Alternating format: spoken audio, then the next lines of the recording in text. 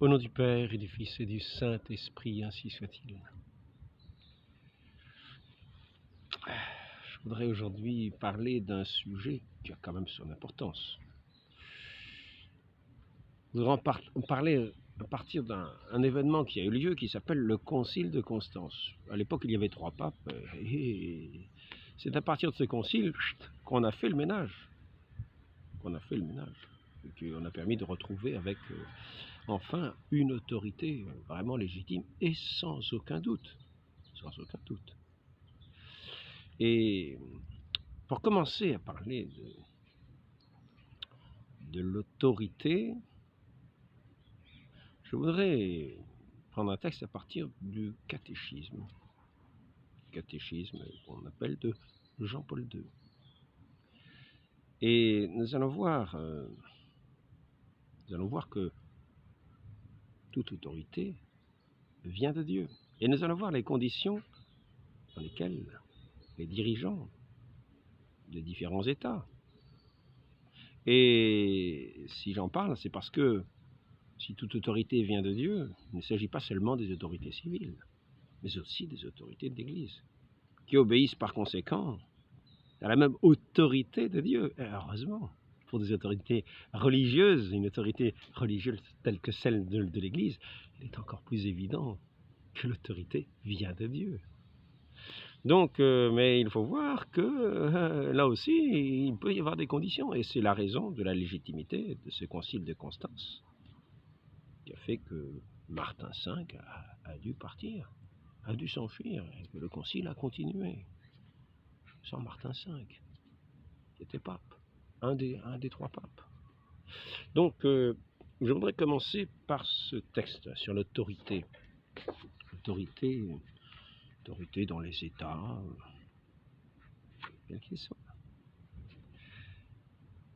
Il est dit, donc nous sommes au numéro de ce catéchisme, parce que c'est vrai, je pourrais prendre directement le numéro et le lire directement dedans. Je copie des fiches, vous voyez, c'est peut-être pas très intelligent. Je pourrais mettre l'autorité et puis marquer simplement 1899. Mais c'est au cas où un jour je n'aurai pas le catéchisme et j'aurai mes petites cartes avec moi. Je marque quand même, en gros, principal, quoi. Donc, je vais quand même d'abord partir de la nécessité. 1897, d'une certaine manière, ce numéro 1897 marque la nécessité. Comme c'est encore mieux écrit dans le catéchisme qu'à la main, comme je l'écris sur mes fiches, je vais prendre directement dans le texte. 1897. Article 2, la participation à la vie sociale. Nous allons voir que c'est très intéressant. Parce que s'il y a des difficultés, comme il en est survenu dans l'histoire de l'Église, nous avions du doute sur la légitimité de ces papes, et c'est pour ça qu'ils ne pouvaient pas tenir lieu de tête de l'Église. Ainsi, ce concile a pu faire en sorte de régler cette question par les lois d'Église. Participation à la vie sociale, 1. L'autorité. À la vie en société manquerait l'ordre et la fécondité sans la présence d'hommes légitimement investis de l'autorité qui assure la sauvegarde des institutions et pourvoit dans une mesure suffisante au bien commun. Alors, il y a une chose qui est intéressante et importante à souligner. On voit qu'il y a comme une nécessité. Non, ça ne porte pas les fruits que cette société pourrait être amenée à porter. Il y aurait une certaine désorganisation. Et ici, ce que je veux attirer l'attention, c'est sur le bien commun. C'est-à-dire, il ne s'agit pas de dire parce que l'un a trouvé quelque chose, hop, nécessairement, toute l'autorité devrait s'en aller, toute juridiction devrait partir pour l'ensemble au mépris du bien commun. Au mépris du bien commun. L'Église a le bien commun en tête. Les lois de l'Église sont aussi faites pour ce bien commun, le bien commun véritable, s'entend, c'est-à-dire selon Dieu, selon le droit naturel et le droit divin. Il a créé toutes choses. dans cette perspective. Il a créé les hommes à son image, comme des images de sa gloire, mais pour lui rendre gloire, tout honneur, toute gloire, et pour peut-être participer d'une certaine manière à cette gloire.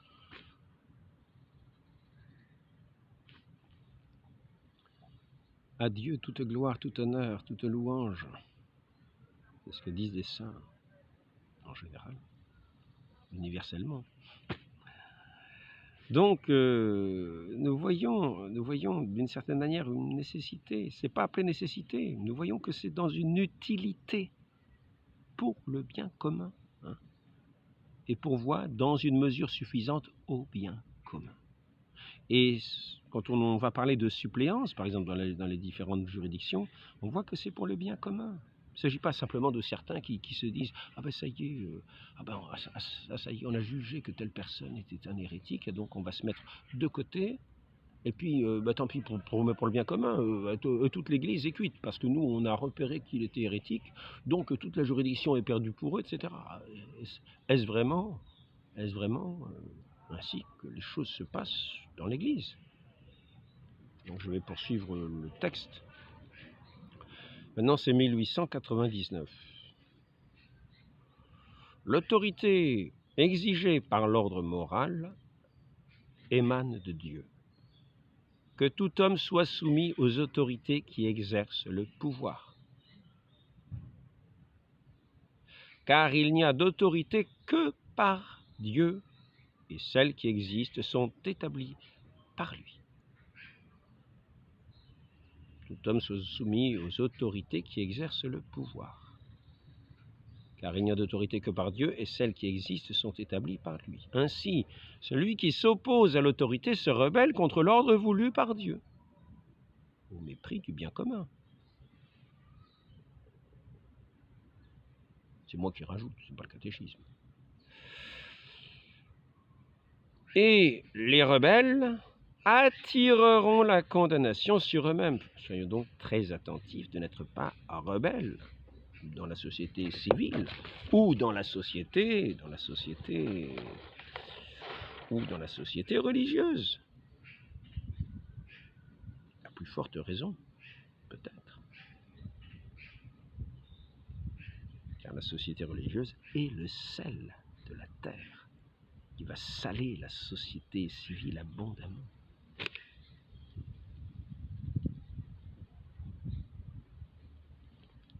Mais si le sel se fadigue, le monde va être insipide.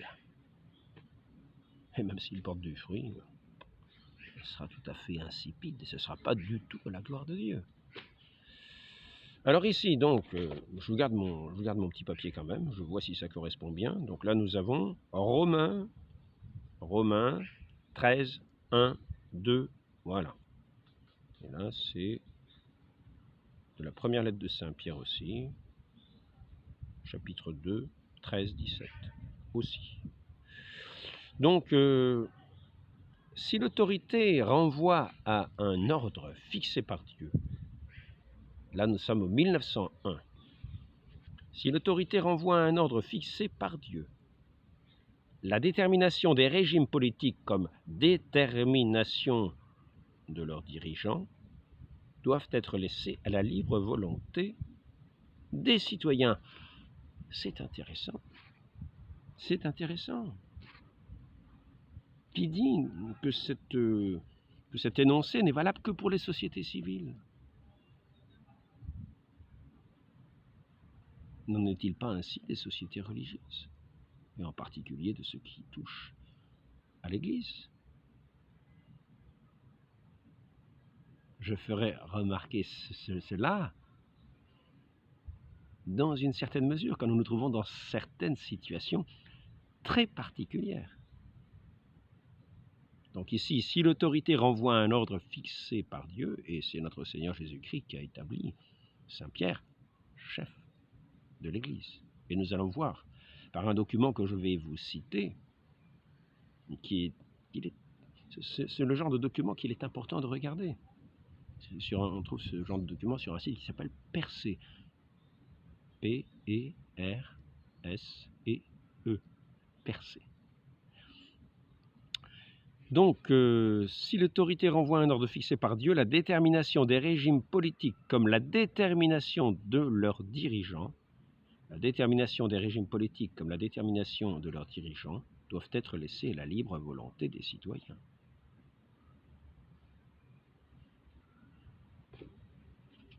Donc nous allons voir maintenant dans quelles conditions ce pouvoir relève bien de l'autorité de Dieu et dans quel cas il n'en relève pas. Et cela sera bon pour la société civile aussi bien que religieuse.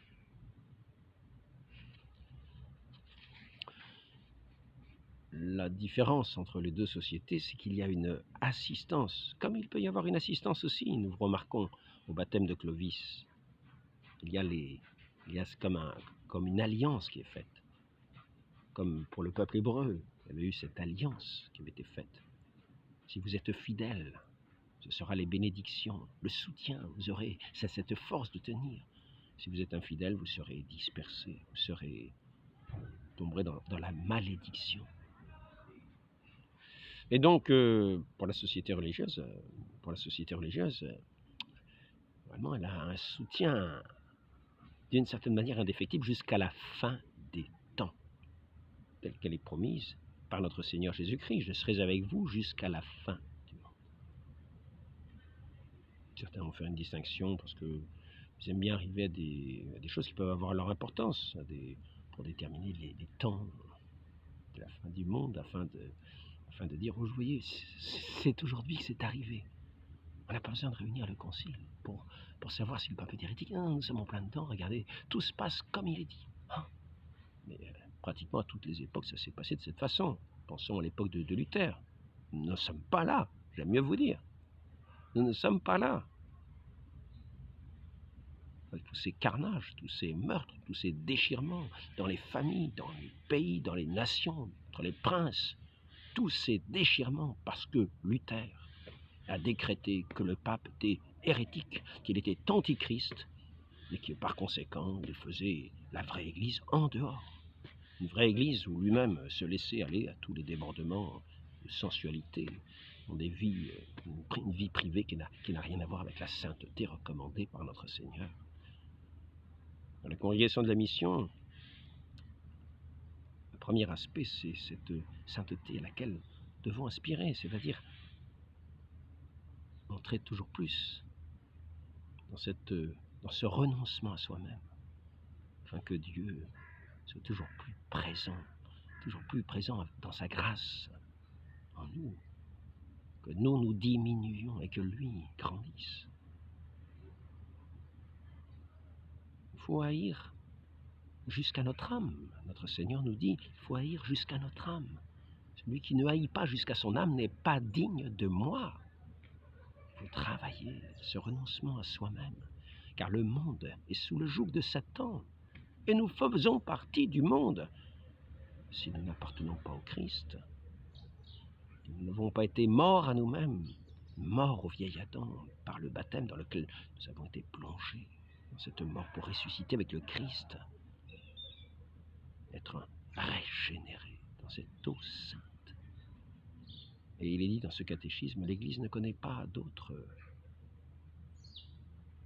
d'autres moyens que le baptême.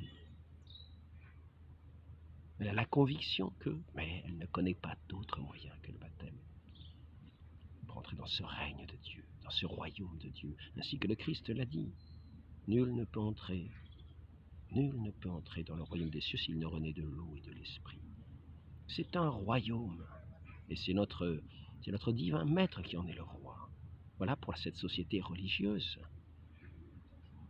où il a établi Saint Pierre et ses successeurs. Nous allons le voir dans ces documents qui attestent de l'ancienneté, de l'autorité de ces papes que personne ne pouvait remettre en question, hormis un seul cas.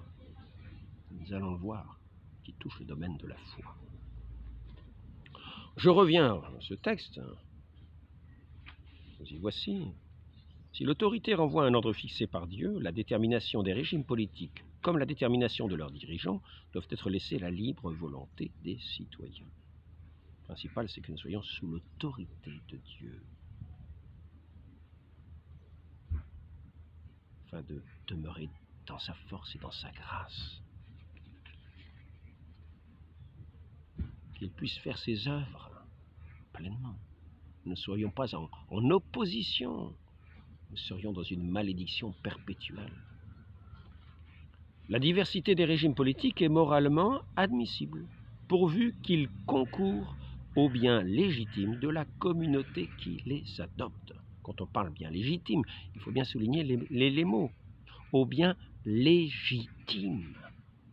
Car ce qui n'est pas légitime, ce qui est illicite, nous devons le considérer comme rien du tout et n'ayant aucune autorité. Rappelons-nous, où est-ce que j'ai vu ça? Mais c'est ici. Et là, nous voyons que nous rejoignons ce qui est dit dans ces règles de ces papes. Boniface VIII, règle 64, on doit regarder comme nul tout ce qui se fait contre le droit naturel et droit divin, bien sûr, et donc qui est tout à fait illégitime, illicite. Et là, règle combien? Celui qui agit autrement, alors, il est réputé, ce qui a été fait illicitement n'entraîne pas d'obligation. C'est illégitime, il n'y a aucune obligation, ce n'est pas l'autorité de Dieu. Donc, il faut être prévenu et le savoir. Dieu veut nous faire des hommes, des enfants, dans la liberté des enfants de Dieu dans ce royaume, dans la liberté des enfants de Dieu. Ça ne veut pas dire qu'on fait n'importe quoi, ça veut dire qu'on agit de par Dieu, selon ses saintes lois, même si le régime peut varier. Donc, la diversité des régimes politiques est moralement admissible, pourvu qu'ils concourent au bien légitime de la communauté qui les adopte.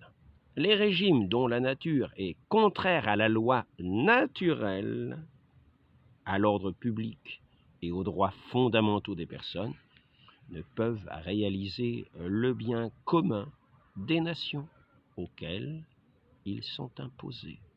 Ils sont imposés, est-il dit. Donc, ici, illégitime. Les régimes dont la nature est contraire à la loi naturelle, à l'ordre public et aux droits fondamentaux des personnes ne peuvent réaliser le bien commun des nations auxquelles ils sont imposés. L'autorité ne tire pas d'elle-même sa légitimité morale. Elle ne doit pas se comporter de manière despotique, mais agir pour le bien commun, comme une force morale, pour le bien commun. Il ne s'agit pas de satisfaire les gens, chacun dans le péché. Non, c'est pour le bien commun. Le péché n'est pas un bien. Ce qui va contre l'ordre moral, contre le droit divin, le droit naturel, n'est pas le bien commun. Donc, il ne doit pas se comporter de manière despotique, mais agir pour le bien commun comme une force morale fondée sur la liberté et le sens de la responsabilité.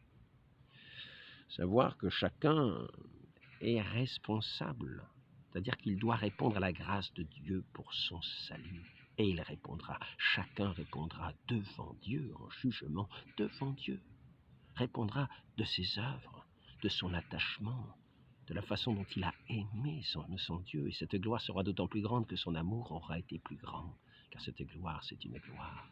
C'est la gloire de l'amour. Dieu est amour. Grandissant dans cet amour. La force de la loi, la force de l'amour.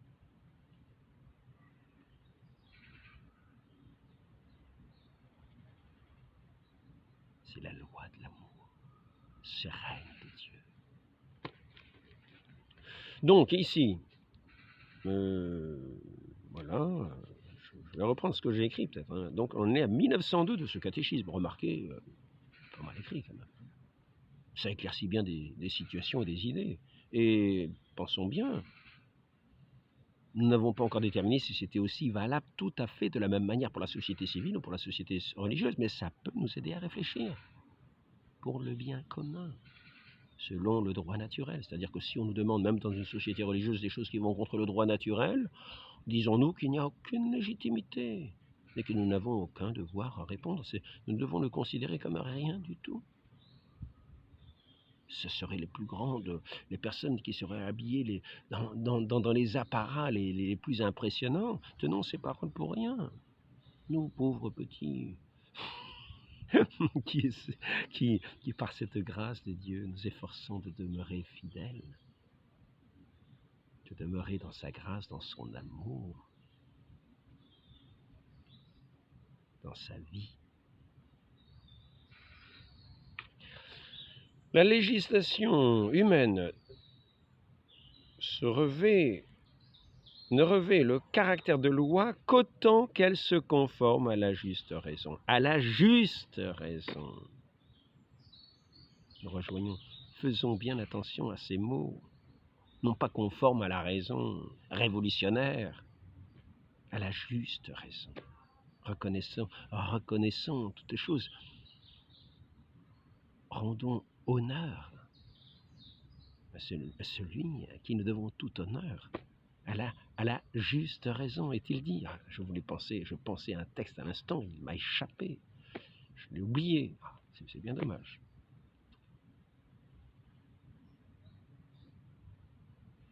La législation humaine ne revêt le caractère de loi qu'autant qu'elle se conforme à la juste raison.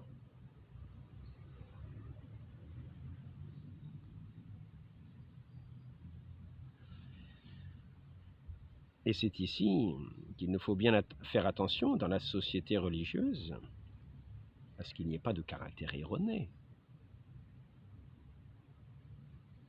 Car s'il y a un caractère erroné, ce n'est plus la juste raison. La juste raison n'a pas des errances dans l'erreur.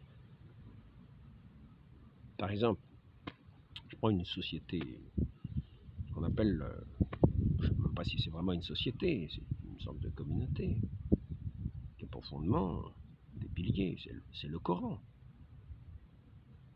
Il y a quelque chose qui échappe, semble-t-il, à la juste raison. Qui semble, je ne dirais pas avoir un... mais oui, effectivement, qui se reconnaît en elle-même comme un caractère erroné, alors que le Coran est dit comme la parole éternelle du Très-Haut. La parole éternelle, telle qu'elle elle a été donnée, est-il dit, par les musulmans, de Dieu même. Cette parole éternelle telle qu'elle a toujours été. Or, j'ai eu la surprise de voir une chose au sujet de l'alcool, par exemple. Au sujet de l'alcool, nous voyons qu'il y a plusieurs périodes où ce message sur parole sur l'alcool a été donné. Je veux dire, par la juste raison n'est pas la raison qu'il y a un jugement erroné. Car là, nous avons vu que cela entraînait des désordres. Je reprends ici ce que je disais hier au sujet de la juste raison. La conscience bonne et pure est éclairée par la foi véritable. Nous avons vu que le catéchisme enseignait qu'il n'y avait qu'une seule vraie religion, donc une seule société qui agit dans la juste raison. Parce que s'il y a une religion véritable, une seule religion véritable, cela veut dire qu'il y a des jugements erronés, des choses erronées dans les autres qui entraînent un jugement biaisé, des désordres. Nous allons voir ici, l'être humain doit toujours obéir au jugement certain de sa conscience. S'il agissait délibérément contre ce dernier, il se condamnerait lui-même. Là, il ne s'agit pas de ça. Alors, je vais essayer d'arriver. Est-ce que le jugement erroné est ici? Oui, il est ici, c'est ça. Peut-être prendre le 1792, c'est toujours le catéchisme. L'ignorance du Christ et de son évangile, les mauvais exemples donnés par autrui, la servitude des passions, la prétention à l'autonomie, mal entendu, c'est ce que je voulais chercher tout à l'heure, au sujet de la juste raison. Il ne s'agit pas de la raison révolutionnaire. Il ne s'agit pas d'une raison qui a une prétention à une autonomie mal entendue de la conscience par rapport à Dieu. Une laïcité où Dieu est exclu de la raison qui fait qu'elle n'est plus juste. Et nous arrivons dans l'erreur. Et nous en voyons les conséquences. Les conséquences. Toutes ces vies gâchées. Toutes ces vies de ces gens qui désespèrent. Donc, je vais reprendre un petit peu au début, 1790. L'être humain doit toujours obéir au jugement de certains de sa conscience. S'il agissait délibérément contre ce dernier, il se condamnerait lui-même. Mais il arrive que la conscience morale soit dans l'ignorance et porte des jugements erronés sur des actes à poser ou déjà commis. Cette ignorance peut souvent être imputée à la responsabilité personnelle. Il en va ainsi lorsque l'homme se soucie peu de rechercher le vrai, le bien, lorsque l'habitude du péché rend peu à peu la conscience presque aveugle, etc. En ce cas, la personne coupable du mal qu'elle commet est responsable du mal qu'elle commet. Par contre, l'ignorance du Christ, de son évangile, la mauvais exemple donné par autrui, la servitude des passions, la prétention à une autonomie mal entendue de la conscience, le refus de l'autorité de l'Église et de son enseignement, le manque de conversion et de charité peuvent être à l'origine des déviations du jugement dans la conduite morale. Et ici, nous parlons d'ignorance maintenant ici. Et cela concernerait plus ceux qui lisent le Coran de cette façon-là. Quoique le rejet du Christ n'est pas très bon signe. Le rejet de la lumière véritable, de ce Dieu véritable qui s'est fait homme. Par l'ignorance invincible, le mal ne peut être imputé. À l'ignorance invincible, le mal ne peut être imputé. Il n'en demeure pas moins un mal, une privation, un désordre. Il faut donc travailler à corriger la conscience morale de ces erreurs.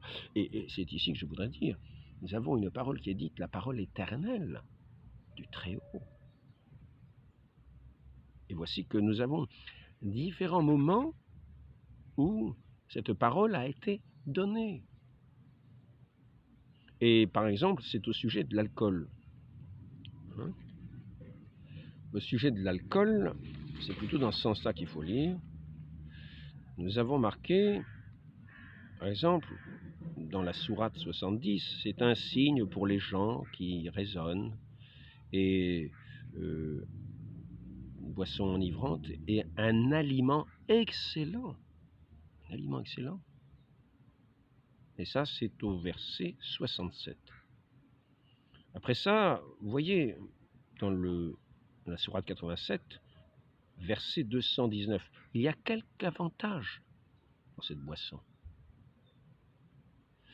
Au 92, il est dit, on prévient, mais ça, ce sont des années après, c'est des années après, quelques années après, c'est pas des siècles après. Non, c'est quelques années après. Il y a ici ce message, cette sourate qui est donnée, de cette parole éternelle, qui est de toujours à toujours, est-il dit. Et voici donc ici, après ça, on vous dit, la sourate 92, verset 43, « N'approchez pas de la sala, c'est-à-dire de la prière, quand vous êtes ivre. Quand vous êtes ivre, n'approchez pas de la sala.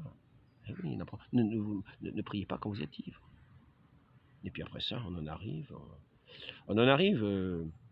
à dire, à la sourate 112, verset 90, cette boisson, c'est l'œuvre du diable.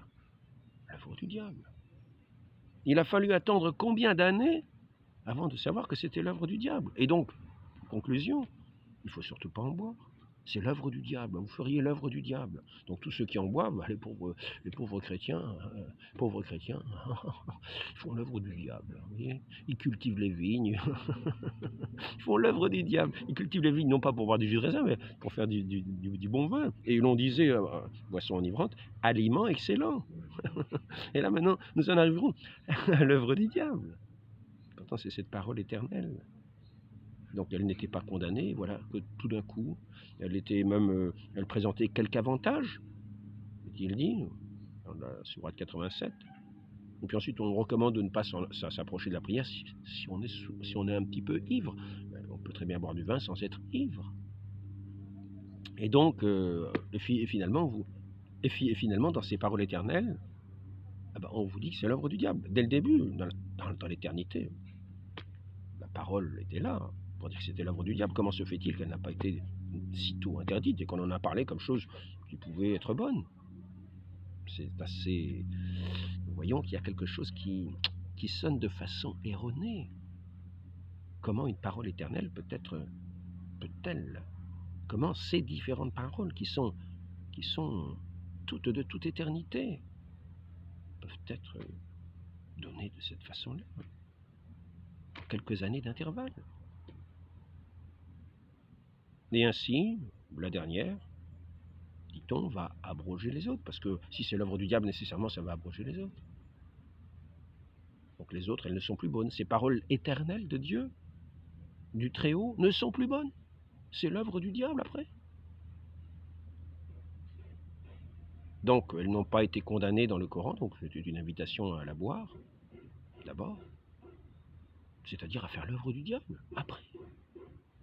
Chose étonnante, quelque chose d'erroné. Et on nous dit pourtant, ici, donc il faut faire bien attention dans ces sociétés, quand il y a quelque chose d'erroné qui apparaît de cette façon-là, mais je ne vais pas vous inviter à faire comme certains font. Ah, ça y est, vous avez vu, le pape il a dit ça.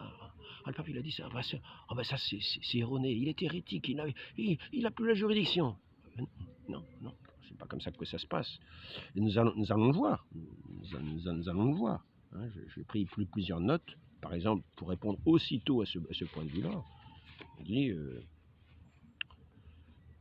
là, il s'agit dans les choses simple défaillance. Hein, ce jugement, ça ne doit pas se rapporter à une simple défaillance passagère qui ne suffit pas, imputable à la légèreté, hein, dont on se repense en retard. Mais ça ne suffit pas à dire que quelqu'un est hérétique.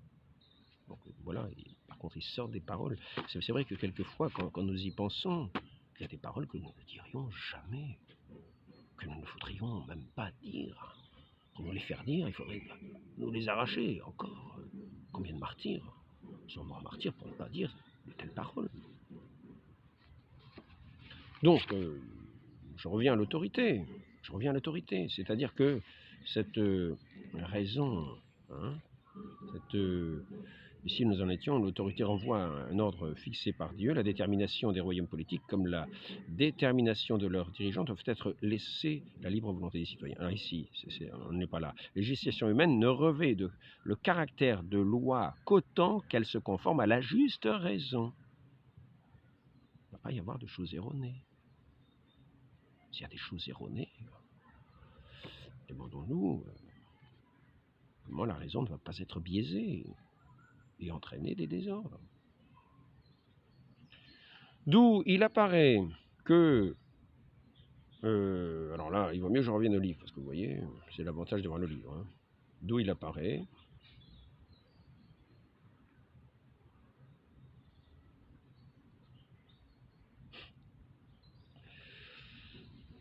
La législation humaine ne revêt le caractère de loi qu'autant qu'elle se conforme à la juste raison, d'où il apparaît qu'elle tient sa vigueur de la loi éternelle.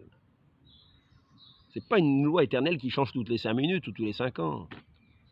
Comprenez? C'est pas une parole éternelle qui change tous les 5 ans. Il faut bien y penser à cela. C'est la parole éternelle, la vraie parole éternelle, immuable. Notre Seigneur Jésus-Christ nous dit, le monde passera, ma parole ne passera pas. Et cette parole éternelle de l'amour, de ce Dieu d'amour, qui a fait cette création par amour, qui est mort pour nous racheter par amour, sur la croix, il a versé tout son sang, qu'il vient laver tous nos péchés, pour nous faire renaître à cet amour, nous qui nous étions égarés dans tous ces jugements erronés, qui nous avaient amené les plus grands désordres sur cette terre, et cette inimitié à Dieu. L'autorité ne s'exerce légitimement. Alors ici, voilà, ça c'est quand même intéressant. La législation humaine ne revêt le caractère de loi qu'autant, la législation humaine ne revêt le caractère de loi qu'autant qu'elle se conforme à la juste raison. Et là, c'est intéressant aussi pour la société religieuse, en particulier l'Église. Elle revêt le caractère de loi. Comprenons bien.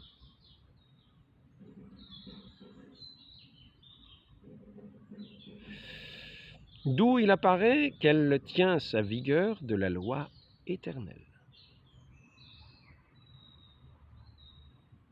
Dans la mesure où elle s'écarterait de la raison, il faudrait la déclarer injuste, car elle ne vérifierait pas la notion de loi. Quand on dit s'écarterait de la raison, bien sûr de la juste raison. Car elle s'écarterait, elle ne vérifierait pas la notion de loi, elle serait plutôt une forme de violence. Et tout à l'heure, on va parler même de, dans pareil cas, l'autorité ne s'exerce légitimement que si elle cherche le bien commun du groupe considéré, et si pour l'atteindre, elle emploie des moyens moralement licites.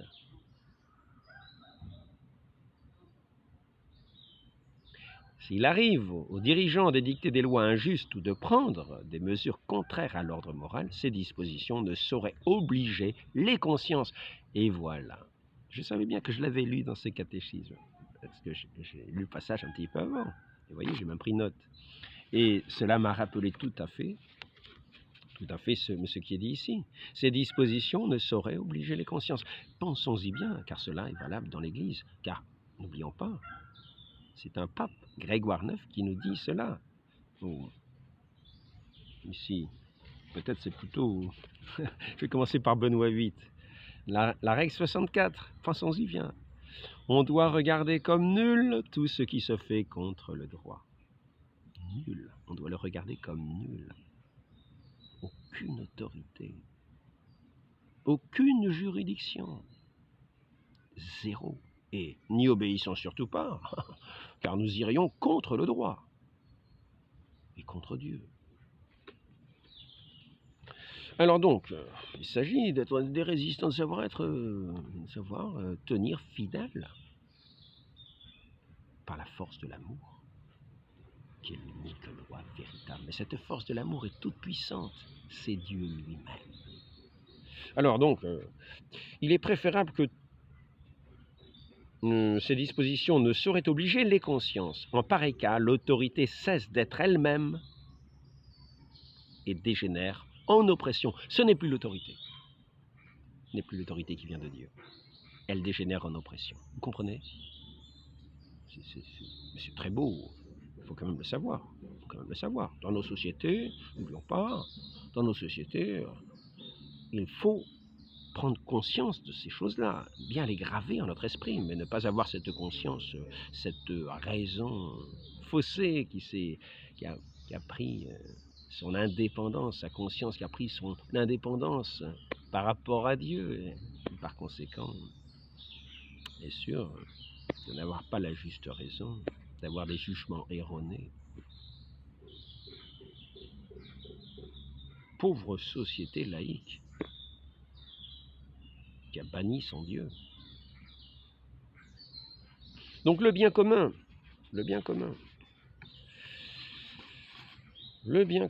est-ce que je vais parler du bien commun? Conformément à la nature sociale de l'homme, le bien de chacun est nécessairement en rapport avec le bien commun. Celui-ci ne peut être défini qu'en référence à la personne humaine. Ne vivez point isolés, retirez en vous-même, comme si vous étiez déjà justifiés, mais rassemblez-vous pour rechercher ensemble ce qui est de l'intérêt commun. Barnabé, épître 4, verset 10. Tiens, intéressant. Je m'attendais à trouver un texte, je me disais, mais d'où vient ce texte? Vous voyez, Barnabé, épître 4. Non, qu'est-ce que c'est, épître 4? Épître de Barnabé, chapitre 4, verset 10. Par bien commun, il faut entendre l'ensemble des conditions sociales qui permettent tant au groupe qu'à chacun de leurs membres d'atteindre leur perfection d'une façon plus totale, plus aisée. La perfection, n'oublions jamais cela. Perfection, soyez parfaits comme votre Père Céleste est parfait. Voilà le bien commun. Bon, donc maintenant, je voudrais montrer comment, dans des époques de doute, nous en sommes arrivés à réunir un concile pour éventuellement régler la question. Il y avait 3 papes. notre Seigneur n'a confié son Église, son unique Église, qu'à un seul, Saint Pierre, qui était remis l'autorité. Vous avez vu qu'on peut faire les choses en son propre nom, que dans ce cas, il ne s'agit plus de l'autorité de Dieu, il ne s'agit plus de juridiction. Donc, ici, il s'agit de Nogaret, Philippe le Bel. Si le droit canonique accorde incontestablement l'action juridique à tout fidèle, n'importe qui n'a pas les moyens pratiques de la faire aboutir. Elle doit trouver appui d'une autorité suffisamment forte pour mettre la procédure en branle, car il s'agit du bien commun, pas d'un bien individuel. Il s'agit du bien commun de l'Église et du salut de l'humanité. La juridiction n'est pas affaire personnelle simplement, non. Non, c'est la juridiction qui est donnée à l'Église. Et nous avons vu que dans certains cas, c'est une juridiction de droit, et dans d'autres cas, c'est une juridiction de fait, comme une suppléance, pour le bien commun de l'Église et de tous les fidèles. En faisant attention de ne pas prendre des décisions par nous-mêmes. Par nous-mêmes, voici ce que nous sommes. Elle doit trouver un appui d'une autorité suffisamment forte pour mettre la procédure en branle et obtenir la tenue du concile. Nogaret se tourne donc vers le roi. Mais là encore, il se garde de toute nouveauté. Mais qui convoquera les membres de l'Assemblée? Sur ce point, les textes ne disent rien, et Nogaret les imite, les textes canoniques. Et puis, il faut, ou les textes historiques, les textes, je ne sais plus à quel texte il faisait référence, Apparemment, c'est plutôt si le droit canonique accorde incontestablement l'action juridique à tout fidèle, n'importe qui n'a pas les moyens pratiques de la faire aboutir. Voilà, c'est ça.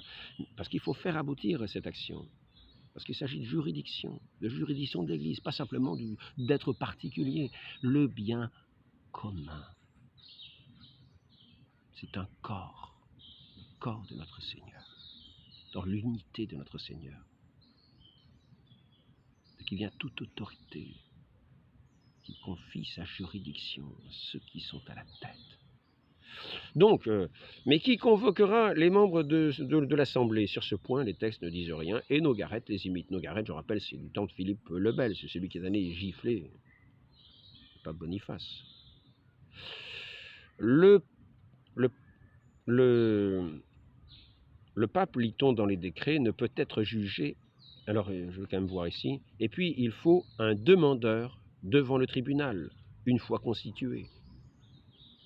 Il faut un demandeur devant le tribunal, c'est-à-dire un accusateur devant le tribunal constitué. Il faut un accusateur, et des accusations solides, pas des oui, vous avez vu ce qu'il a dit là, c'est douteux. Non, il faut que ce soit sûr et certain, bien interprété, bien établi.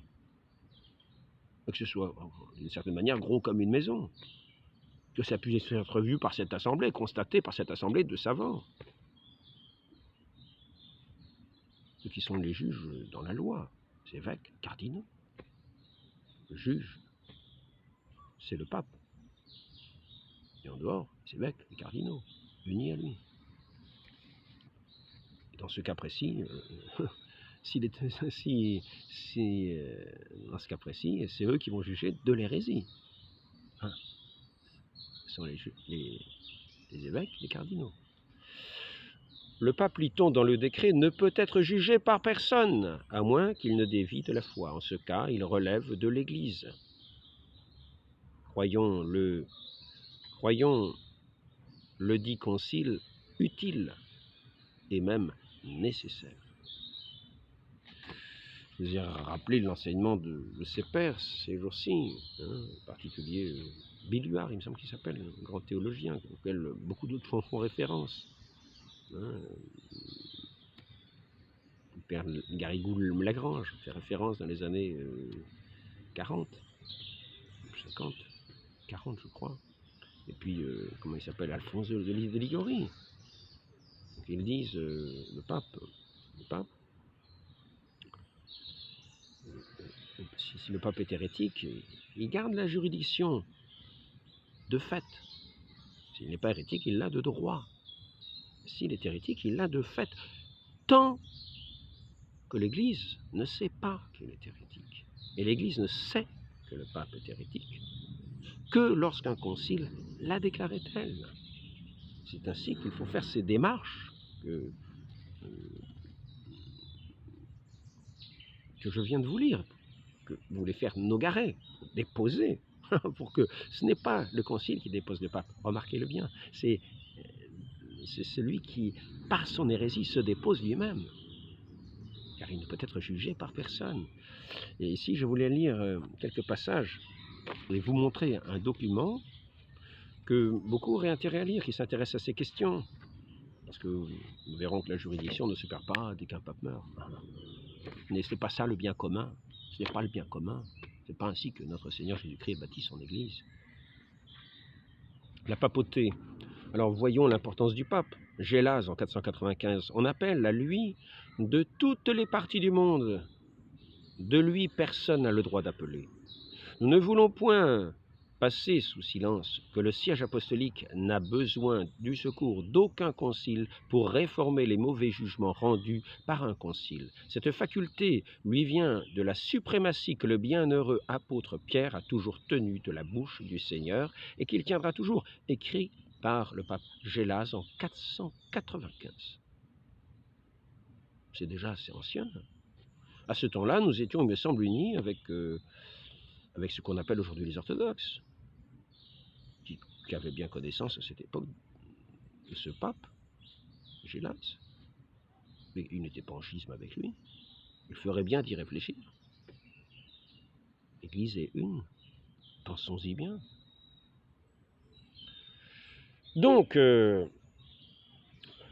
qu'il a toujours de la bouche du Seigneur, qu'il tiendra toujours. Décret de Gratien, C9, Q3C 17. Alors là, j'arrive pas à lire. Cunota, quoi. Per Mundum. Impossibilité de juger le pape lui-même. Grégoire VII, Dictatus Papae. Nicolas Ier à l'empereur d'Orient, Michel Livrogne, en 865. Prima sedes non judicabitur à quocum. Refus, c'est-à-dire le premier siège ne peut être jugé par personne. Refus du concile de 501 pour juger le pape Symaque, qui est accusé de différents crimes. La prééminence de Pierre, disent les prélats, a été attachée au siège de Rome. Il jouit de ce fait d'une autorité particulière et son titulaire ne saurait être jugé par ses inférieurs. Idem avec Léon III en l'an 800 quelque chose.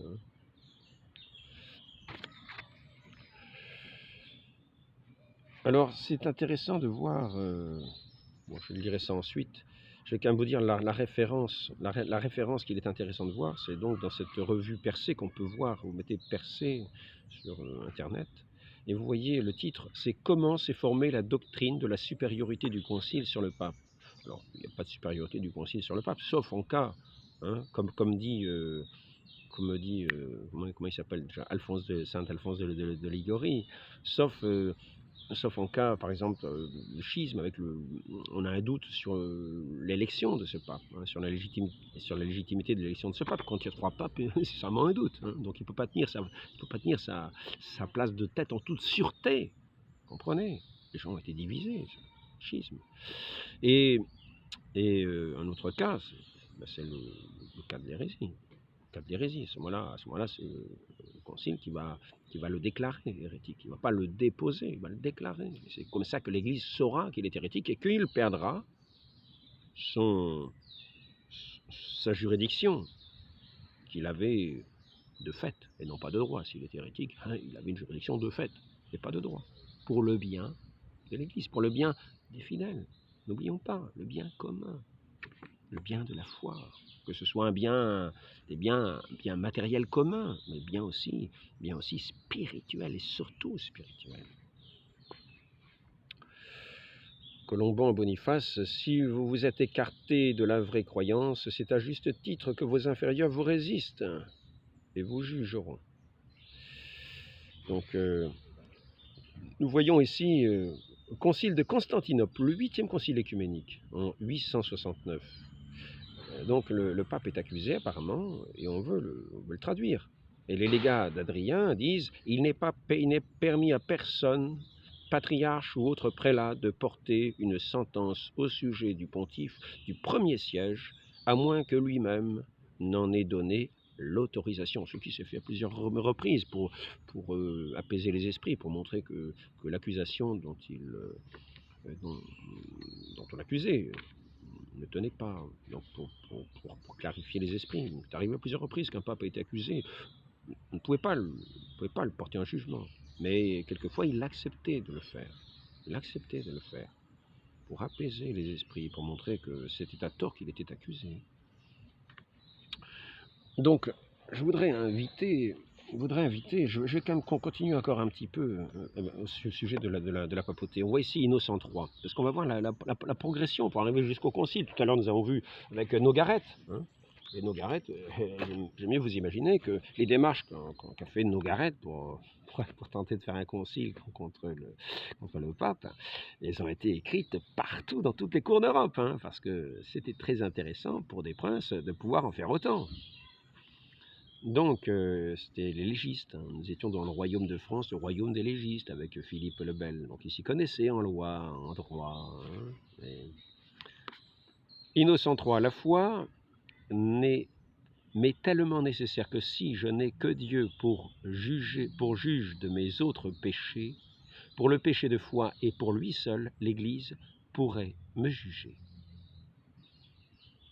On tire ça de Migne, Patrologie latine, tome 242, il y a beaucoup de tomes, col 636, sermon 2. In consecratione pontificis. Comparant à un mariage, le même Innocent III dit « Son union à l'Église ne cherche pas de divorce, ne démissionne pas, ne saurait être déposée. Pour cause de fornication, toutefois, l'Église romaine pourrait répudier le pontife romain. Fornication non point charnelle, s'entend, mais spirituelle, car il s'agit d'un mariage spirituel. Je veux parler d'une erreur dans la croyance. » Mais Innocent III dit un peu plus haut dans ses textes que, étant donné la promesse du Christ, qu'un pape tombe hérétique, il y a très peu de chance. Il y a très peu de chance. Enfin, très peu de... c'est pas une chance. Il y a très peu de... Il s'en faudra beaucoup qu'un pape tombe hérétique. Donc il faut bien faire attention de ne pas lancer des accusations à la légère. Mais par contre, quand il y a des doutes sérieux, comme nous pouvons voir à certaines époques, à ce moment-là, il faut ne pas avoir peur de prendre des démarches. Car c'est la foi du peuple qui est en jeu. Et nous ne sommes jamais oubliés, nous ne sommes jamais tenus d'obéir à ce qui est illicite. Et au contraire, nous sommes tenus de le rejeter, nous sommes tenus de le considérer comme un règne. Je crois que la caméra va bientôt s'arrêter, je vais m'arrêter aussi. Donc ici, nous voyons, ici c'est pareil, Idib. Donc Idib, c'est tome 242, colonne 636, sermon 3. Il peut même être jugé par les hommes, ou plutôt être déclaré jugé, à savoir s'il choit dans l'hérésie. Car celui qui ne croit pas est déjà jugé. Et c'est là la référence. C'est là la référence. Celui qui ne croit pas est déjà jugé. Est-il dit dans l'Évangile selon saint Jean. C'est là la référence, c'est pas le concile qui le juge. Il est déjà jugé de par son hérésie, il ne croit pas. Il est déjà jugé. Par conséquent, il n'y a plus qu'à le déclarer hérétique. Et il perd. Le concile n'a plus qu'à le déclarer hérétique pour le faire connaître de l'Église, et il perd sa juridiction. Il y a bien des démarches. Il faut savoir entreprendre les démarches quand nous pensons qu'un pape est hérétique et fait des scandales dans le domaine de par l'hérésie, de par les hérésies. Il faut savoir remonter peut-être plus loin qu'on imagine. Tant qu'à tirer la ficelle, il faut aller jusqu'au bout pour avoir une église tout à fait... Mais pour ma part, Étant donné qu'aucun concile n'a déclaré un pape hérétique, pour ma part, j'ai des grands soupçons, mais je ne trancherai pas la question. Je ne dirai pas que le pape a la juridiction de manière de droit ou de fait. Je m'en remets à ce catéchisme, je vois qu'il dit des choses tout à fait sensées, tout à fait justes. Je m'en étonne après avoir entendu autant de mal de ce catéchisme.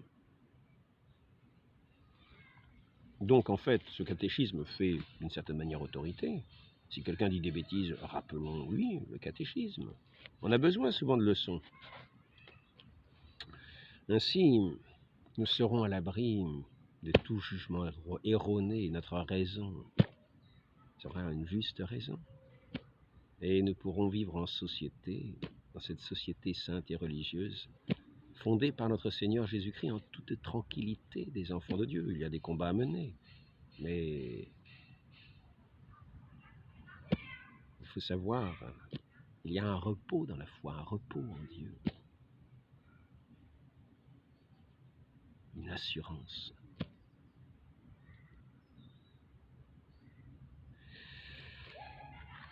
Je ne sais pas si cet entretien a été utile. Voilà, je vais l'arrêter là, en demandant cette grâce pour ceux qui veulent entreprendre des démarches, de les entreprendre avec justesse, sans avoir de jugement erroné, par certaines ignorances, par certains désirs trop empressés. Faisons les choses en bon ordre. Faisons les choses en bon ordre. Pensons au salut du prochain. Pensons à ces âmes qui peut-être sont perdues par des erreurs qui sont dites ici ou là par un laisser-aller qui apparaît, par manque de fermeté, par manque de foi, par manque de charité. D'abord de nous-mêmes.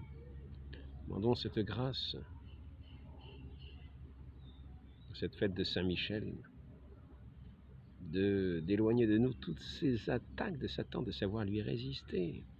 Lui qui est le maître de l'erreur, le maître du mensonge, le singe de Dieu, cet ange de lumière qui veut se faire passer pour la vérité.